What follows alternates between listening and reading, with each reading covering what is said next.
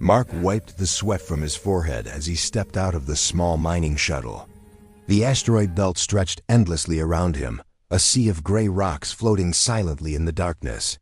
He had been working on this remote station for months, far from human civilization, and every day was the same: drilling, sorting minerals, and repairing the aging equipment.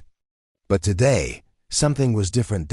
It started with a faint sound, a soft whimper coming from one of the storage caverns. At first, he thought it was just the echo of his own movements, or perhaps a small animal that had found its way into the station. But the sound persisted, delicate and trembling. Mark frowned. He had never heard anything like this on the station. Curiosity got the better of him. He grabbed a flashlight and moved cautiously toward the source. As he entered the cavern, the light fell upon a small figure huddled behind a stack of crates. Mark froze. It was unlike anything he had ever seen before. The little creature had smooth, pale blue skin that glimmered faintly under the light. Its eyes were enormous and dark, reflecting a strange mix of fear and sadness. The creature's limbs were delicate and tiny, almost fragile, and it clutched a small piece of cloth close to its chest as if it were the most precious thing in the universe. Mark took a slow step forward. "Hey, it's okay. I won't hurt you," he said gently. The creature flinched but didn't run. It tilted its head, studying him with curiosity and caution. He crouched down, trying to appear less threatening. "Are you lost?" he asked. The creature didn't answer in words, but made a soft, almost musical chirping sound. Mark realized it was trying to communicate, but he had no idea what it was saying. His mind raced. This was no human child. This was something alien, and it was alone. His heart ached at the sight of it, small and vulnerable in the vast, cold cavern. Mark decided to bring it back to the station. "Come on, let's get you somewhere safe," he murmured. The little creature hesitated, then with careful steps followed him. Every movement was cautious, as if it feared that the world itself was dangerous. Back at the station, Mark made a small bed with blankets and offered the creature some food. He didn't know what it ate, but he placed a few rations of dried protein bars and water in front of it. The creature sniffed the food and nibbled tentatively, its large eyes never leaving Mark's face. As the hours passed, Mark tried to understand more about his unexpected guest. He noticed tiny patterns on its skin, almost like symbols, and the way it moved was graceful, careful, and unlike any human child. He realized that it was intelligent, but its communication method was completely foreign. Night fell over the asteroid station, and the vast expanse of space outside the windows was filled with a quiet, eerie beauty. Mark sat beside the little alien girl who had curled up on the blankets. Her breathing was soft and even now, and she seemed to have accepted his presence. Suddenly, a loud clang echoed through the station.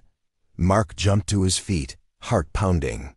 The alien girl twitched but stayed on the bed, watching him intently. Mark grabbed a tool as a makeshift weapon and moved cautiously toward the sound. The station creaked and groaned, and the shadows seemed to move on their own. He found nothing at first, just loose metal panels. But then he noticed movement in the far corner, a shadow that didn't match the normal lines of the station. He shined his flashlight toward it. Nothing, just empty space. Mark's mind raced. Was someone or something else here? He had been alone for months. Who or what could it be? The little alien girl let out a small, frightened chirp, and he realized she had sensed it too. He crouched beside her. "It's okay. We're safe. I think," he whispered. Over the next few hours, he tried to make her comfortable. He used blankets, soft rations, and even tried speaking soothing words, though she didn't understand. Slowly, she started to mimic some of his sounds, chirping and cooing in response. It was clear she wanted to communicate. Mark sat back, exhausted but unable to sleep. He looked at the pale blue skin, the large eyes, and the tiny hands clutching the cloth. A thought struck him. How did she get here? Was she lost? Was she escaping something? His mind was filled with questions with no answers. Then came the sound, a low hum, almost melodic, but somehow alien. It resonated through the station, vibrating slightly through the floors and walls. The little alien girl froze, her ears, or what he assumed were ears, pricking up. She began chirping urgently, a warning of some kind. Mark's pulse quickened.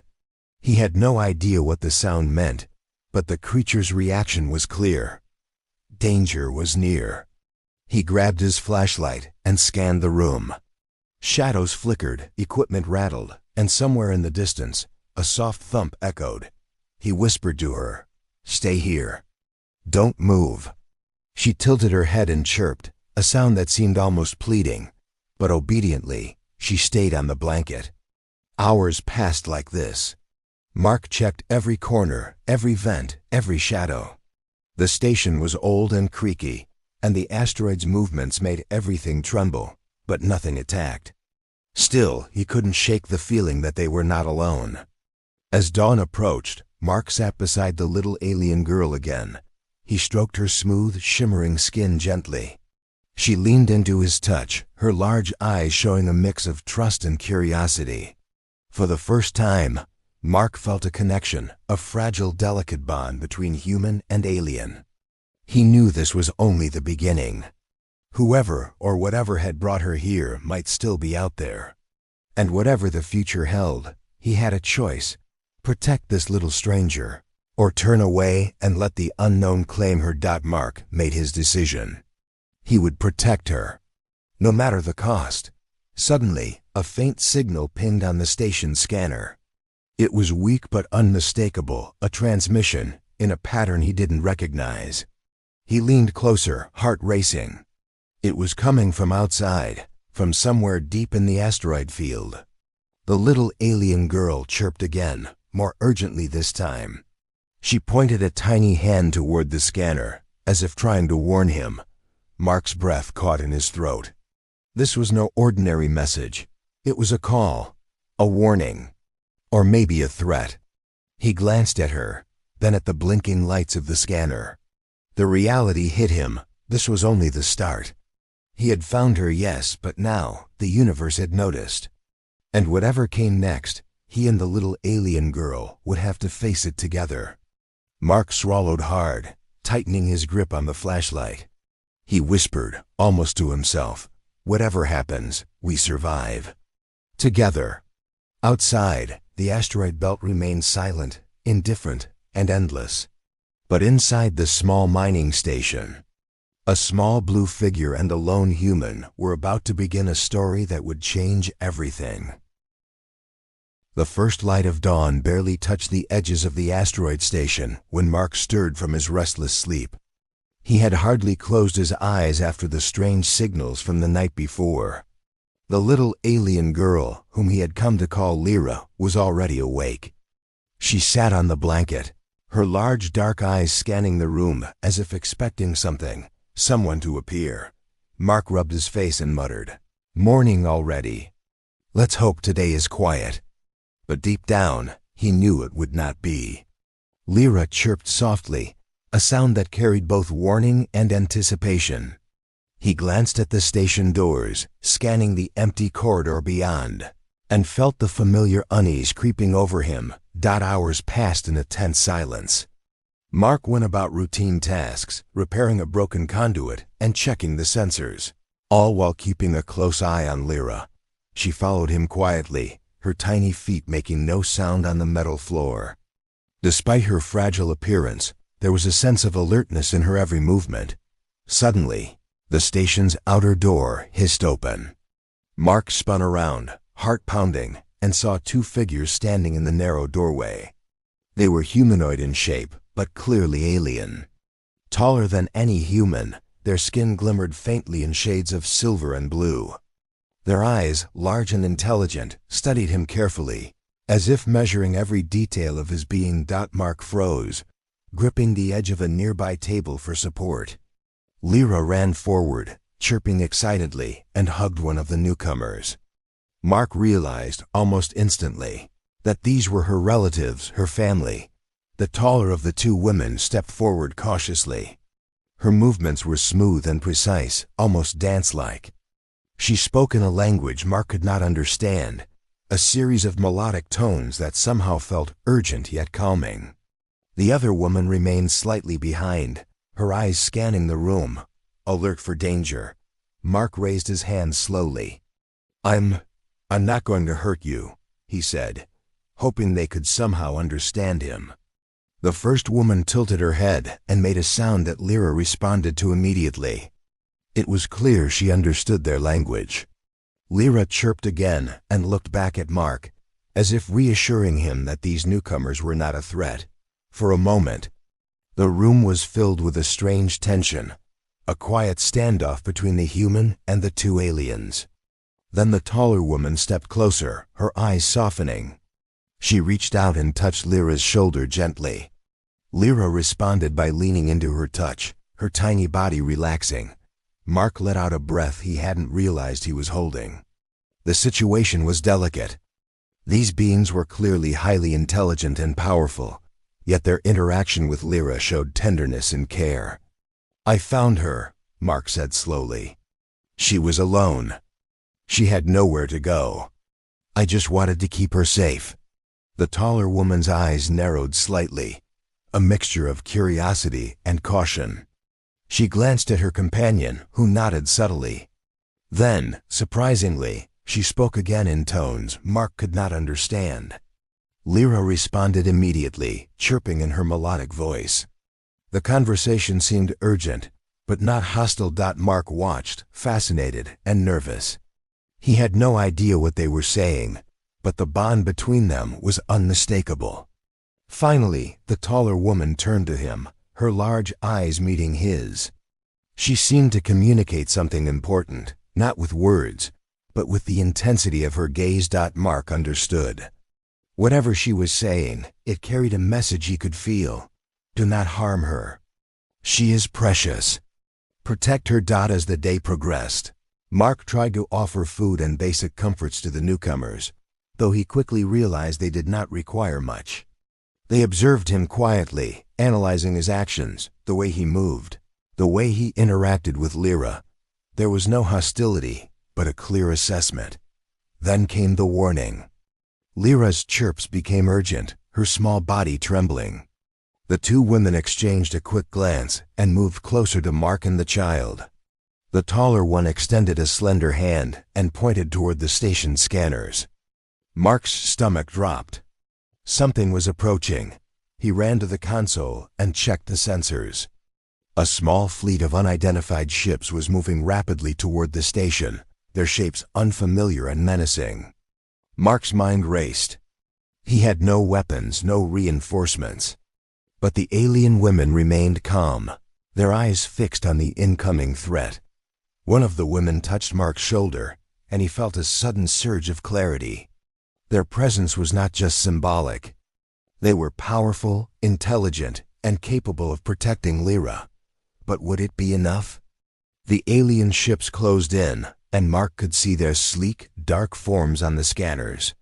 Lyra clung to the taller woman, chirping nervously. Mark's heart pounded in his chest.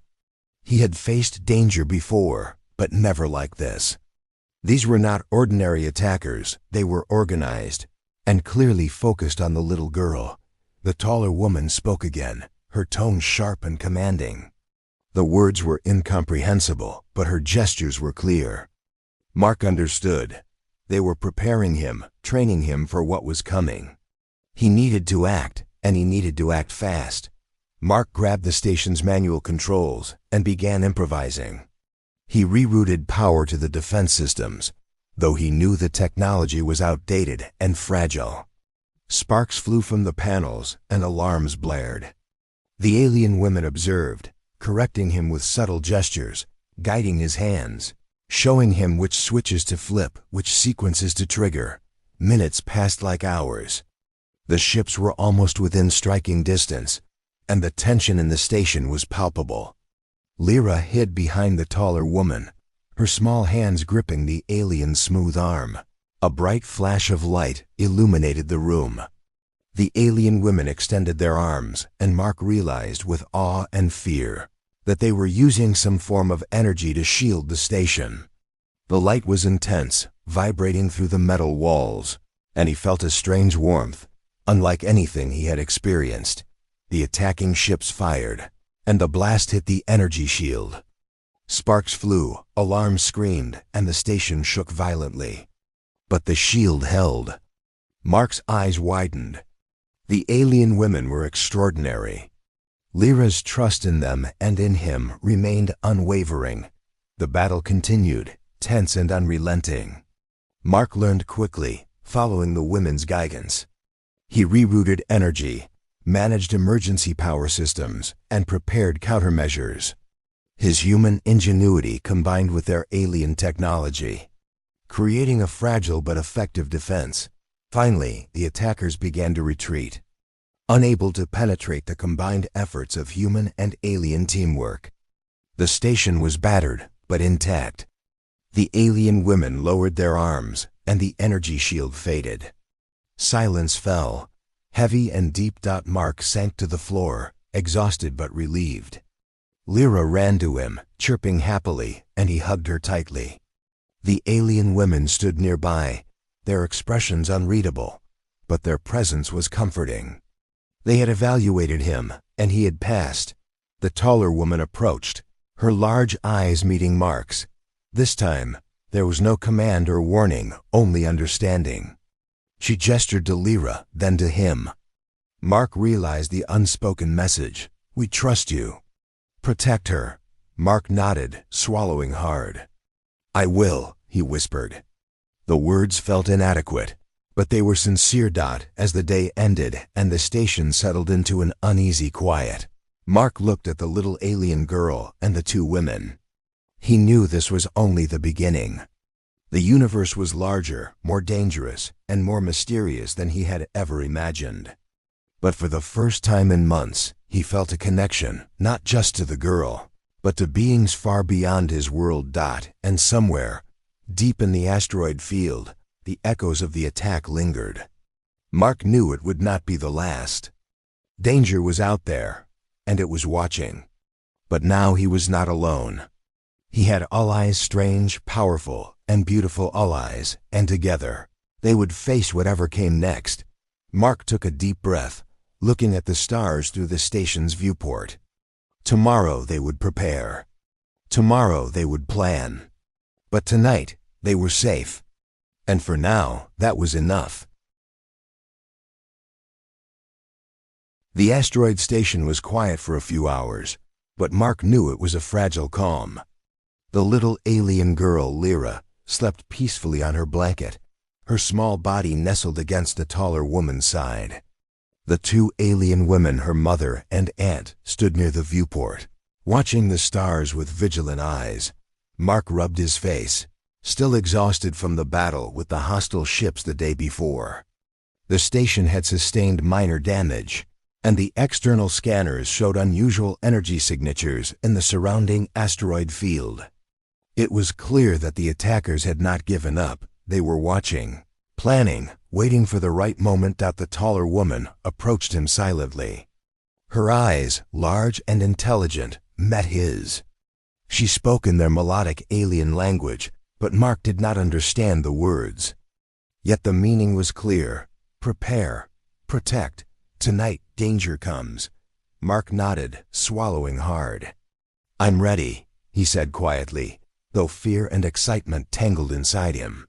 He glanced at Lyra, who opened one large eye and chirped softly, sensing the tension in the room. The attack begins. Night fell quickly in the asteroid belt, the darkness pierced only by distant stars. Mark monitored the station's sensors, noticing a fleet of unknown vessels approaching from the shadows. Their shapes were sleek, black, and angular.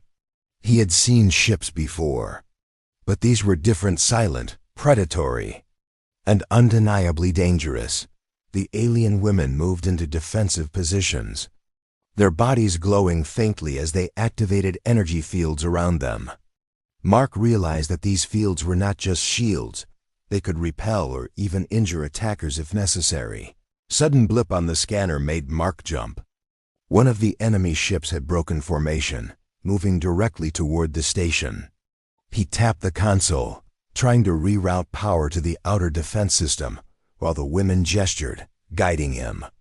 Their movements were precise, almost dance-like, but each motion was deadly effective. The first blast hit the station's hull. Sparks flew, alarms blared, and the floor shuddered beneath their feet. Mark gritted his teeth and adjusted the power flow, trying to stabilize the system. The taller woman extended her arms, and a shimmering blue shield spread across the corridor. The energy crackled and vibrated, and Mark could feel its power thrumming through his hands as he manipulated the control panels. Human and alien collaboration. Mark had always been good with machinery, but he had never experienced anything like this. The alien women's guidance allowed him to use the station's outdated systems in ways he had never imagined. He rerouted energy, triggered countermeasures, and even improvised traps from storage equipment. Lyra chirped from her safe spot, her tiny body tense with anticipation. Mark glanced at her and smiled. "We're going to make it," he whispered, though he wasn't entirely sure himself. The enemy ship fired again, a sharp beam of energy that struck the shield. The aliens absorbed and reflected it, creating a dazzling light show inside the station. Sparks flew, alarms screamed, and metal groaned. Mark felt a surge of pride. Human ingenuity, combined with alien power, was holding the attackers at bay. The two women moved with grace and precision, coordinating with Mark without a word. One projected a field that deflected incoming blasts, while the other manipulated energy to destabilize the approaching ship. Mark followed their gestures, activating systems at just the right moment. Minutes felt like hours. The enemy ships were relentless, but the combined human-alien efforts created an almost impenetrable defense. Mark realized that the women were not just protecting Lyra, they were testing him, evaluating his courage, intelligence, and loyalty. The turning point suddenly. One of the enemy ships broke through the outer perimeter and began moving toward the main station. Mark's heart pounded. He could see the targeting system locking onto the station. If it hit, everything could be destroyed. "Get back!" The taller woman shouted in her alien tones, though Mark did not understand the words. The urgency was enough.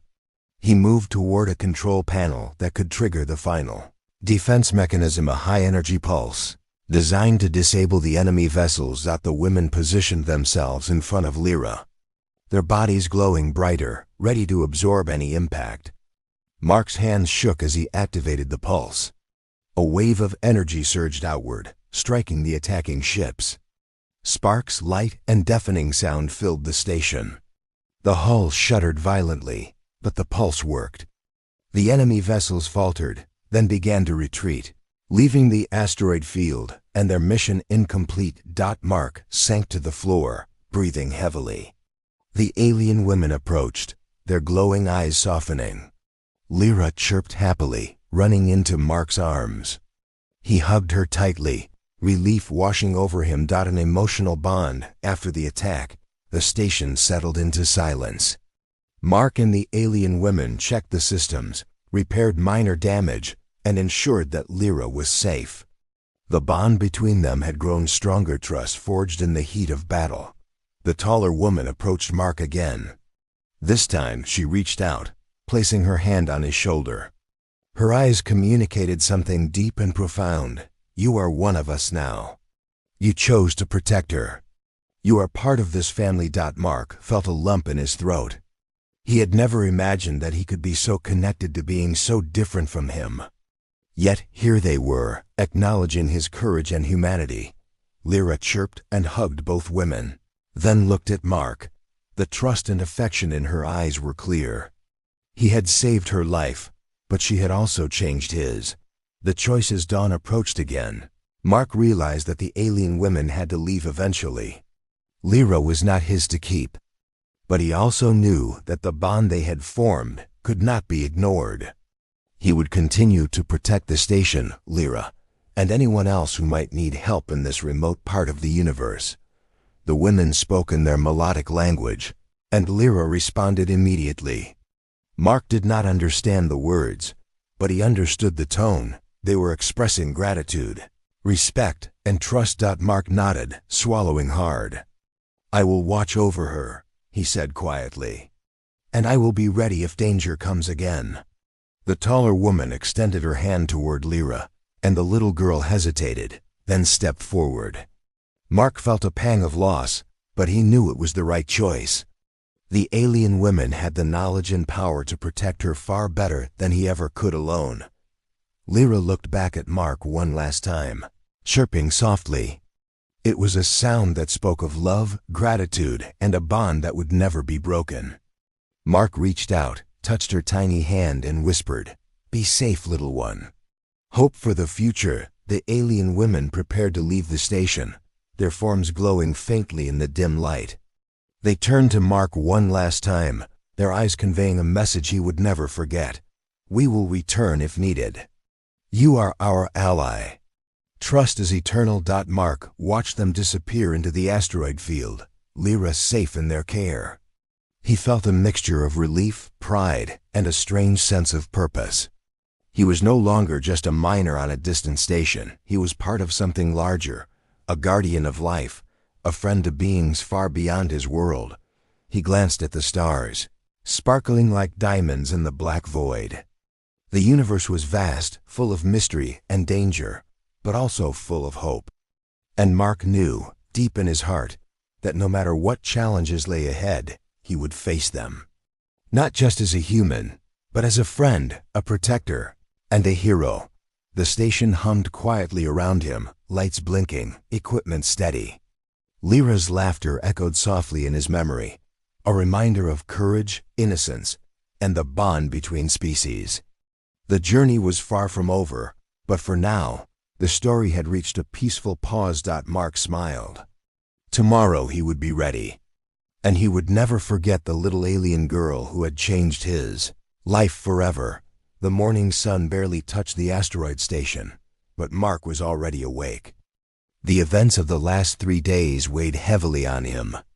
Lyra, the little alien girl, had returned safely with her mother and aunt, but Mark couldn't shake the feeling that the universe was far from done testing him. He checked the scanners again. The asteroid belt was quiet, or at least it appeared so. Every shadow, every faint blip on the sensors made his heart race. Despite the calm, Mark knew that danger could arrive at any moment. Lyra's mother had left him a small device before departing, something she called a guardian beacon. Mark didn't fully understand its purpose, but when he held it, he felt a faint warmth, almost like a silent warning. He kept it close as he moved through the station, repairing minor damages from the previous attack. Hours passed quietly, and Mark began to hope that maybe, just maybe, the threat had passed. But the peace was shattered when the station's alarm blared suddenly. Red lights flashed, and the sensors lit up with multiple unidentified vessels approaching fast. Mark's pulse quickened. He grabbed the nearest control panel and tried to assess the incoming ships. Their formation was different this time, more organized, more aggressive. Whoever they were, they had learned from the last encounter. He activated the station's defense system, his fingers flying over the controls. The little guardian beacon in his pocket pulsed faintly, almost urging him to focus, to stay calm. Mark realized that it was more than a warning. It was a tool, a connection to Lyra's family. A lifeline in the chaos that was about to unfold. The enemy ships fired first, sleek beams cutting through the empty space around the station. Sparks flew from the hull as Mark maneuvered the station's old defense turrets, aiming and firing back. The battle was immediate, intense, and merciless.